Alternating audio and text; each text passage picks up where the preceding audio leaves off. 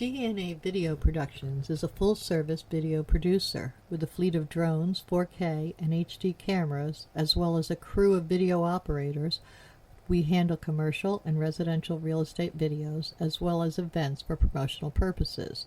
We create book trailers, both live-action and running stills, music videos, and website videos.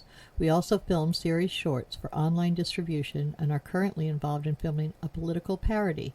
We specialize in low-cost movie making. Call DNA Video Productions at 941-748-6865 or visit our website at www.dnavideoproductions.com.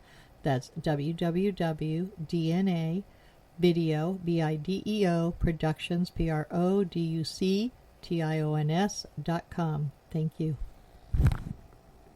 Our sponsor this month is Published, an affiliate of Village Voices. Published offers all author services from writing tips, critiques, manuscript evaluations, and editing, as well as tips to help you become published. If you prefer to self-publish, purchase the step-by-step book on publishing through Amazon, or purchase services a la carte, from formatting to creating custom covers, or even tips to gather endorsements. The staff is headed by 2 professional writers.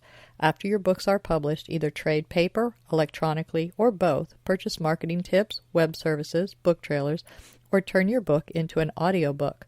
Publish provides all your writing, publishing, and marketing needs. So give them a call at 941-748-6865. Contact them online at dgould497@aol.com or go to the website at www.publishedavillagevoices.webs.com.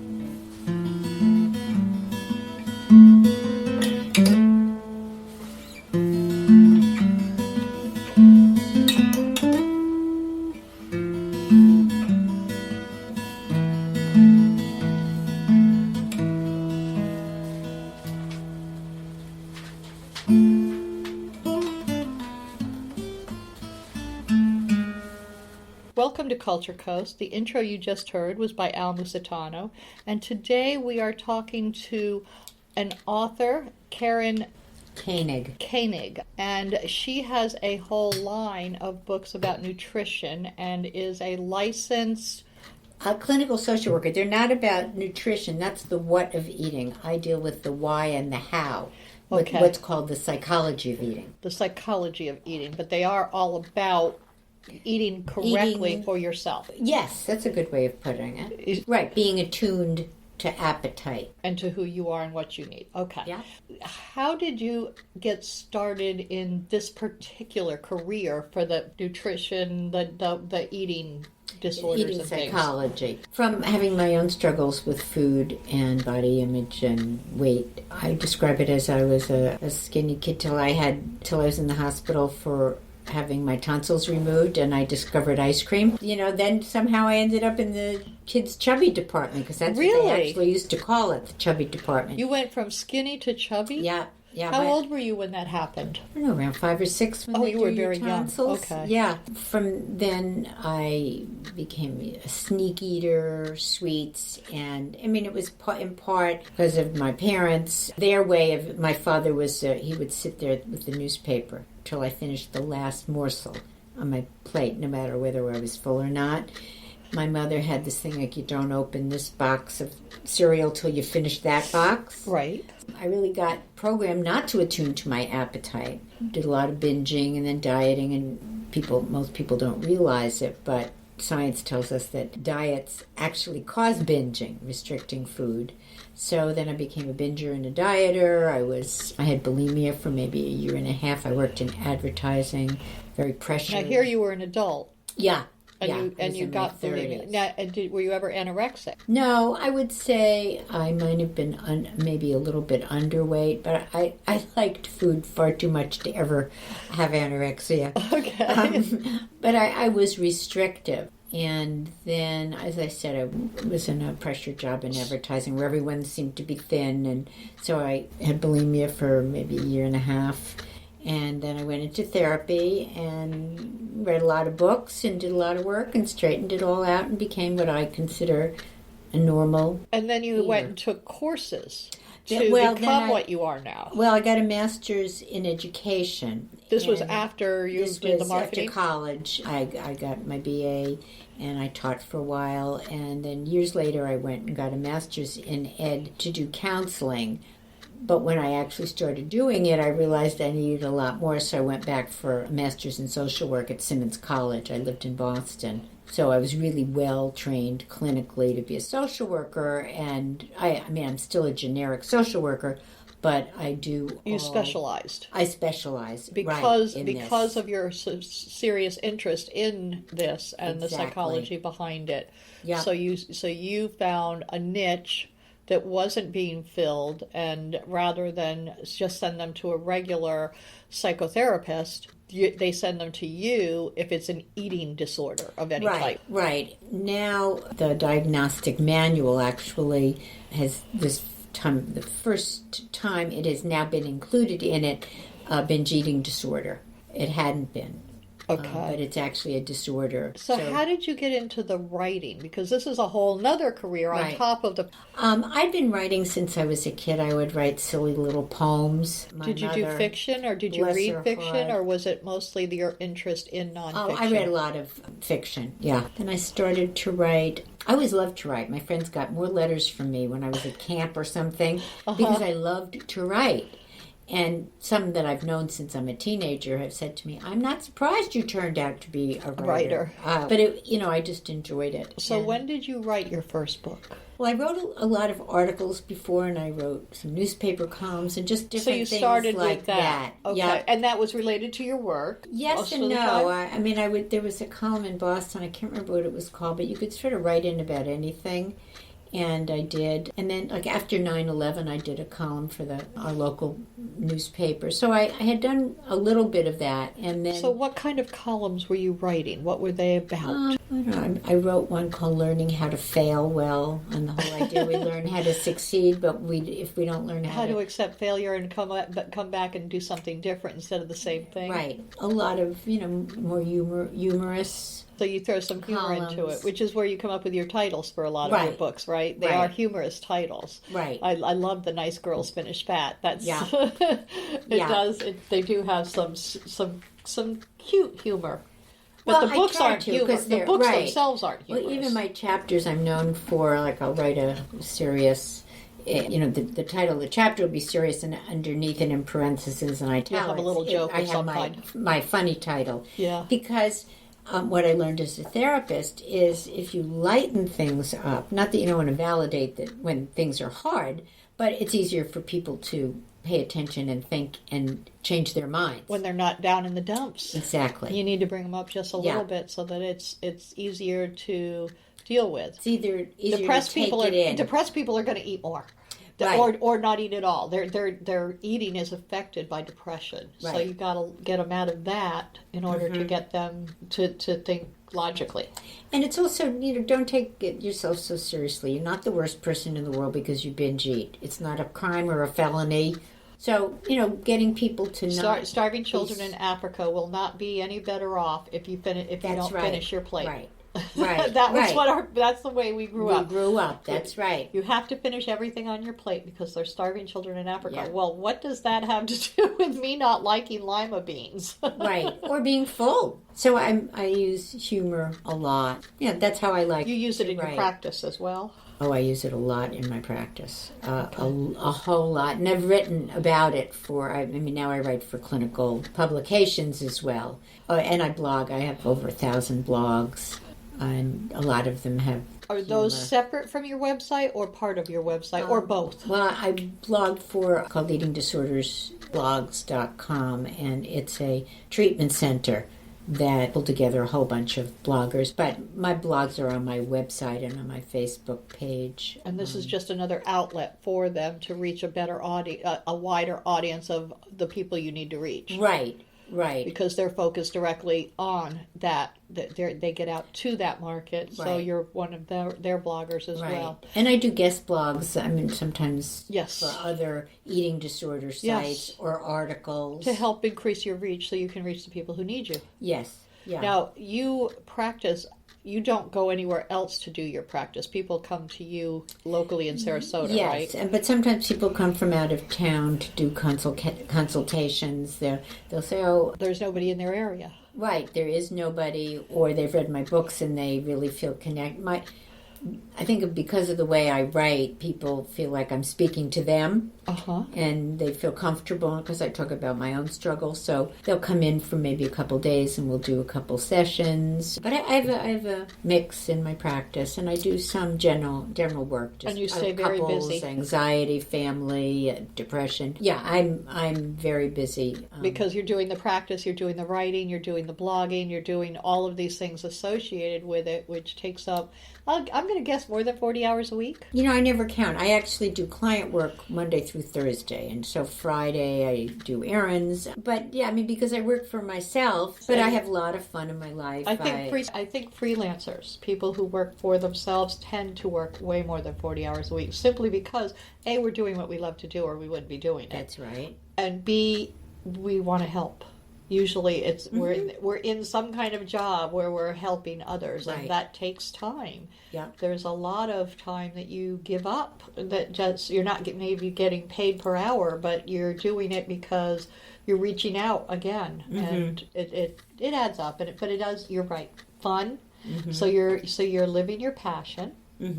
Well, two passions: writing and being a psychotherapist. Now let's talk about your books. What was the first one you wrote? The first one came out in 2005, The Rules of Normal Eating. And I had been doing fiction writing, and I wrote two not very good novels. And then when I took this class, I really liked the teacher who taught at Emerson, which is a school for acting and writing in Boston. And she eventually became my agent. Oh, that's right. You do have an agent, Right. a literary agent. Yeah. So and it's hard to get those. Yeah. But she's a literary agent for nonfiction more than fiction. Yeah, right? she doesn't do much fiction. fiction. Yeah. And we became friends as well. She said, back to the old adage, write what you know, and what I knew was eating disorders.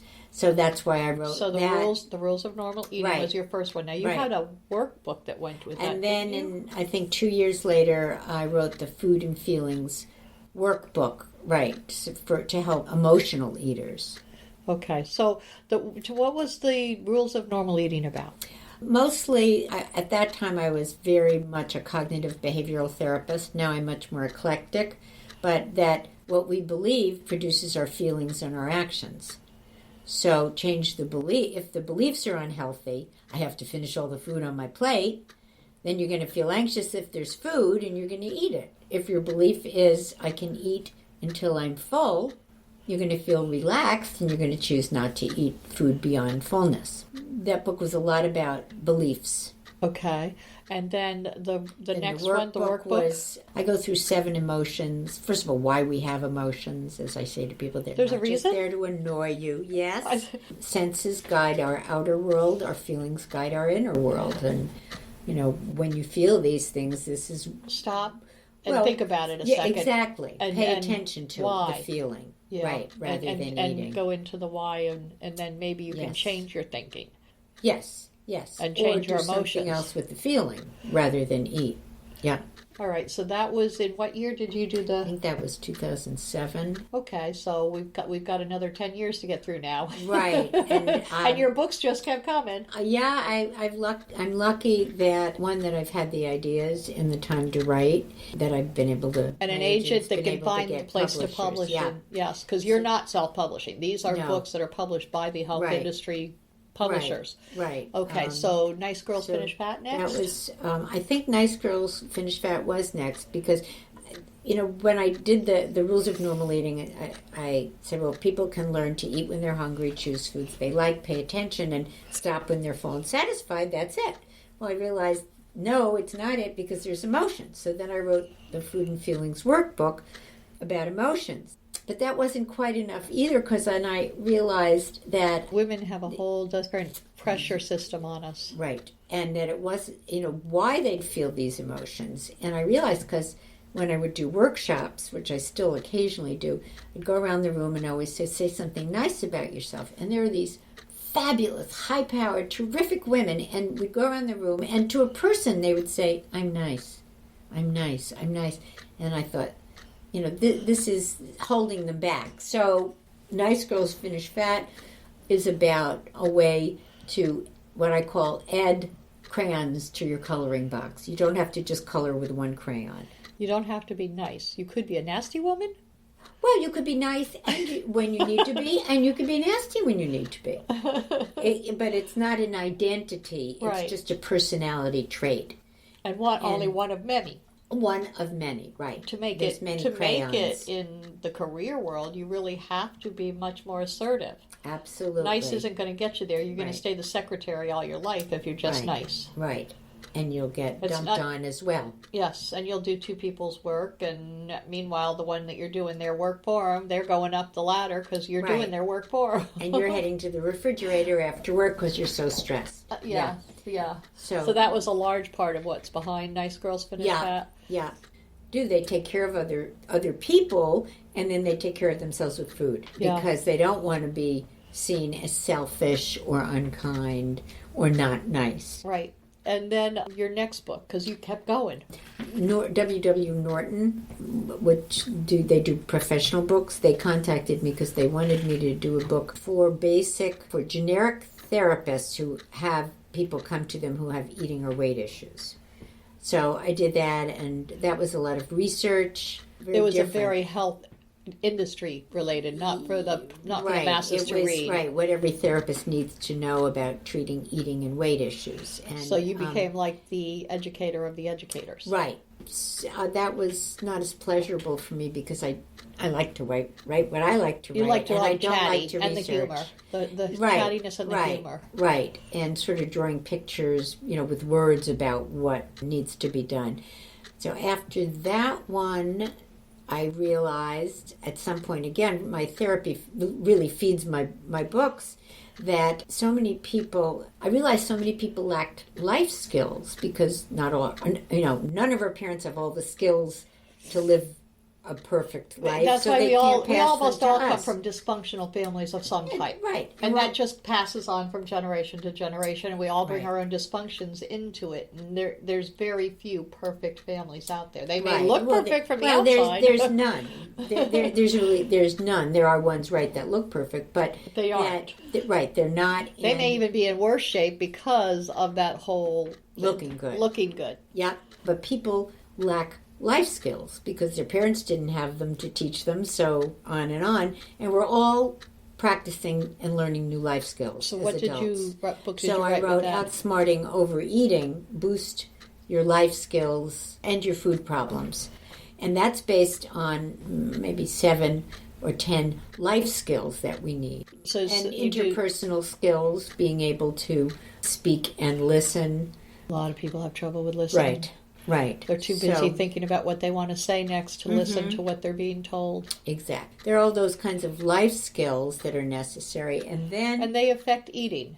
These life skills, most of them. Well, for instance, if you don't have the skills for emotional management, getting back to food and feelings, if you're afraid of your feelings, or you let them overrun you, and you don't manage them, not control them, but manage them, you're more likely to turn to food.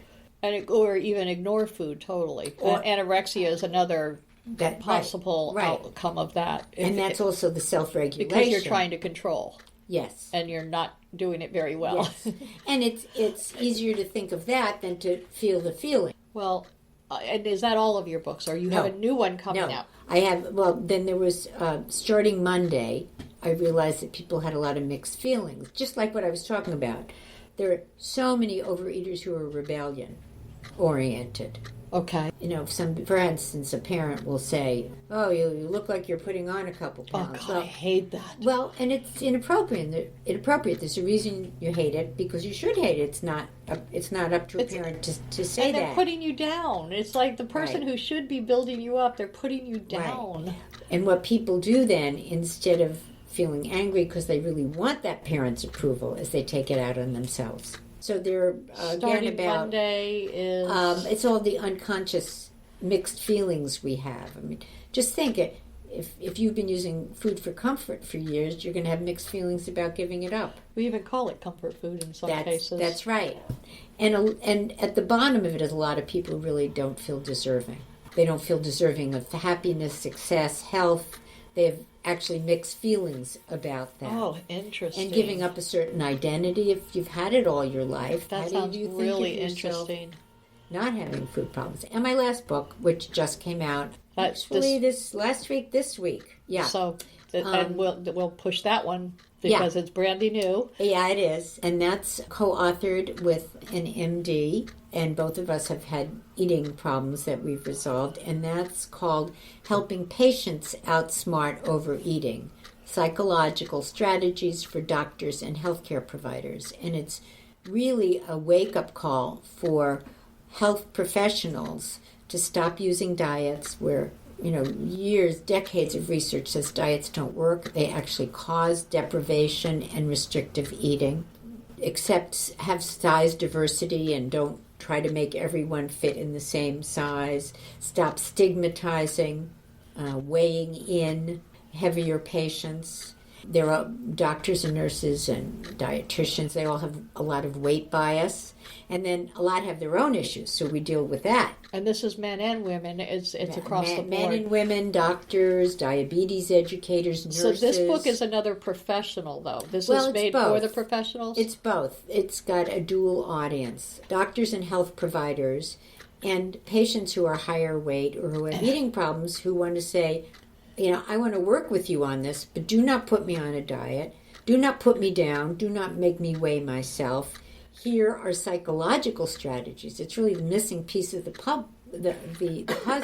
Gluttony was a moral, religious issue, and then it was a medical problem, and it's really also a psychological. And unless you treat the psychology of it, your patients just will not get better. So it's to teach doctors what they didn't learn in medical school about it. And this one is called, again? Helping Patients Outsmart Overeating: Psychological Strategies for Doctors and Healthcare Providers. And that's the secondary title, right? The first one is helping patients outsmart overeating. Right, and the subtitle is the other part, yes. Right, and that was published by Roman and Littlefield. So that just came out this week. And that gives you 5 or 6 books. Now, what's your website? No, that's 7. That's 7. All right. What is your website so people can go and find the book that's most appropriate for them?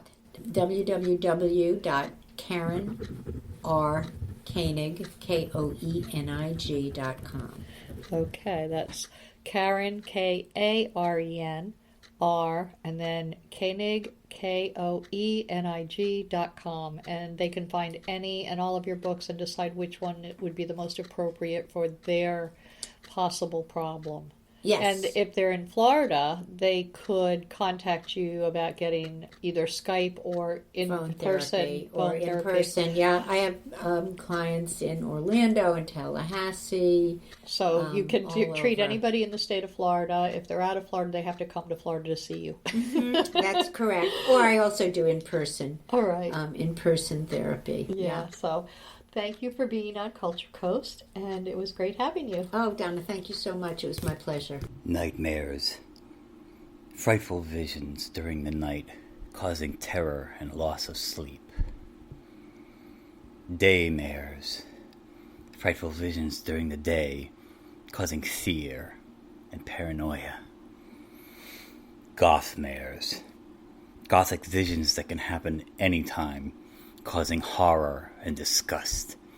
But sometimes they offer answers. Read Gothmares if you dare.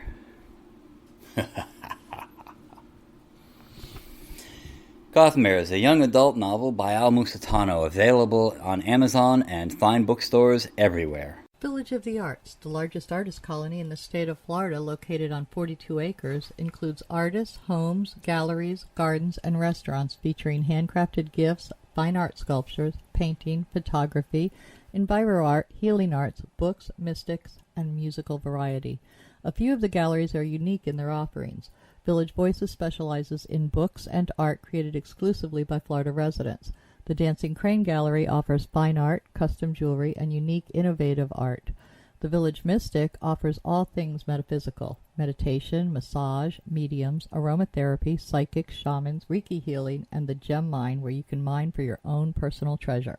Yoga Arts offers classes or one-on-one coaching. Musicians and bands can be found throughout the area. Many of the artists and musicians offer classes. Restaurants and bakeries provide respite for the weary and magic for the foodies. Visit during the first Friday Art Walk and stroll through the shops and galleries enjoying free appetizers, wine, music, and demonstrations. For hours and information, please visit the website at www.villageofthearts.com.